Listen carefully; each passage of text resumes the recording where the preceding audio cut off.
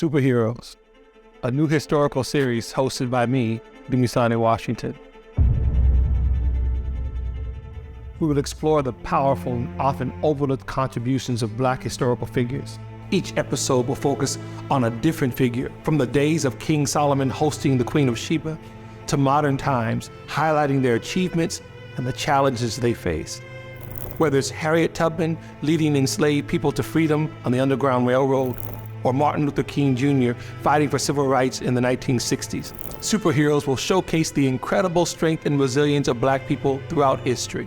Through the lens of these superheroes, we will reveal the ways in which these men and women triumphed against the odds time and time again, and delve into how that inspired the spirit that still continues today. Our forebears did not triumph over all they faced, defying impossible odds for us to stand here and call ourselves victims. We descended from superheroes.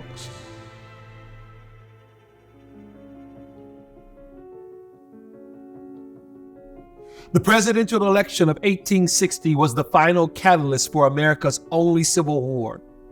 Founded in 1854 as the Anti-Slavery Party, the Republican, or Grand Old Party, GOP, chose Abraham Lincoln as their candidate, and he won with 180 electoral votes. The Confederate Democrat slave-holding states of Alabama, Arkansas, Florida, Georgia, Louisiana, Mississippi, North Carolina, South Carolina, Tennessee, Texas, and Virginia seceded from the Union. War between the North and South began in April 1861. The fighting was bitter, pitting brother against brother. On January 1st, 1863, President Lincoln issued the Emancipation Proclamation, declaring all slaves throughout the Confederate South free men and women. Immediately after the Emancipation Proclamation, abolitionists like Governor John A. Andrew of Massachusetts began urging Black men to join the Union Army. Another prominent voice calling for Black soldiers was that of Frederick Douglass. On March 21st, 1863, Douglass published his article, Men of Color to Arms. There is no time to delay. The tide is at its flood that leads on to fortune. From east to west, from north to south, the sky is written all over, now or never. Liberty won by white men would lose half its luster. Who would be free themselves must strike the blow. Better even die free than to live slaves. This is the sentiment of every brave colored man amongst us. There are weak and cowardly men in all nations. We have them amongst us.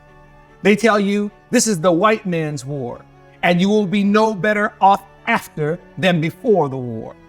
That the getting of you into the army is to sacrifice you on the first opportunity. Believe them not, cowards themselves, they do not wish to have their cowardice shamed by your brave example. Leave them to their timidity, or to whatever motive may hold them back. Black men responded to the call to fight for their freedom and soon formed the first all-Black 54th Massachusetts Volunteer Regiment, the Fighting 54th. While Massachusetts didn't have many Black residents, the 54th numbered more than 1,000 men in 2 weeks, coming from New York, Indiana, and Ohio. Some even came from Canada and the Caribbean. Fathers enlisted with their sons, who were as young as 16 years old. Frederick Douglass's sons, Charles and Lewis, were among the first to enlist. A grandson of Sojourner Truth also joined the 54th. While the Fighting 54th was the first all-Black regiment formed, it was the second all-Black regiment to fight in the war, as the first Kansas Colored Volunteer Infantry held that honor. Massachusetts Governor Andrew chose a young white Army officer, Robert Gould Shaw, to lead the 54th Regiment. At just 25 years old, Shaw was already a veteran of the Civil War and was injured at the Battle of Antietam in Maryland. Colonel Shaw was one of 37 white officers who served with 1,007 Black soldiers. In response to the enlistment of Black men in the Union Army, the Confederate Congress announced that every captured Black soldier would be sold into slavery, and every white officer in command of Black troops would be executed. As the 54th gathered in the Boston Common preparing to leave for Charleston, South Carolina, Governor Andrew declared, "I know not where in all human history to any given 1,000 men in arms there has been committed a work at once so proud, so precious, so full of hope and glory as the work committed to you." The 54th arrived in Hilton Head in early June and, forced by Shaw's superiors, was quickly made to participate in a shameful raid on the undefended town of Darien, Georgia. Shaw was furious that his soldiers, who were prepared to sacrifice their lives for justice and freedom, were being used as common criminals. He wrote to General George Strong and asked if the 54th could lead the next real fight on the battlefield. Black Union soldiers were further dishonored by getting paid $3 less per month than white privates. To protest this injustice, the entire 54th Regiment refused to accept their salary until all soldiers were given equal pay. Frederick Douglass, who had assured black men that they would be treated the same as their white counterparts, took the issue of racial discrimination directly to President Lincoln on August 10, 1863.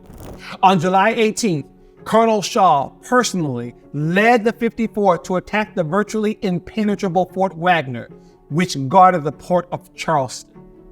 The Union had tried unsuccessfully to take the fort on July 10th and July 11th. Because of the Union's miscalculation, 600 soldiers of the 54th faced 1,700 Confederate soldiers who were holed inside Fort Wagner. Outgunned and outnumbered, the 600 members of the 54th suffered a brutal defeat and were all killed.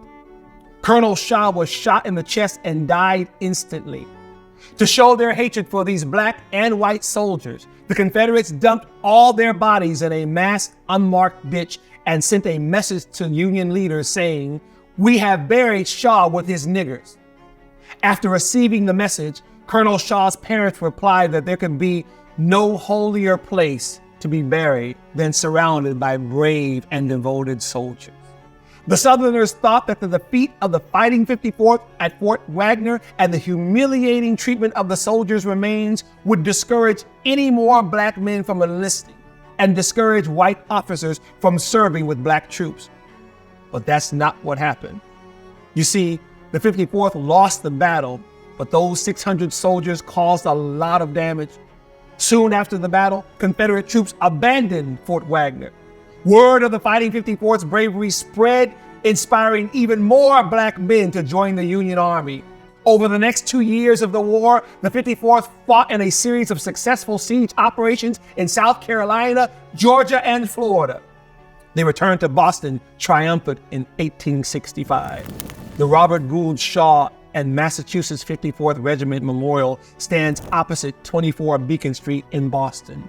The 1989 film Glory, starring Morgan Freeman, Andre Braugher, Matthew Broderick, and Denzel Washington, who won his first Oscar for Best Supporting Actor, is based on the true story of the Fighting 54th. We honor the memory and the legacy of the 54th Regiment of the Massachusetts Volunteer Infantry. Superheroes.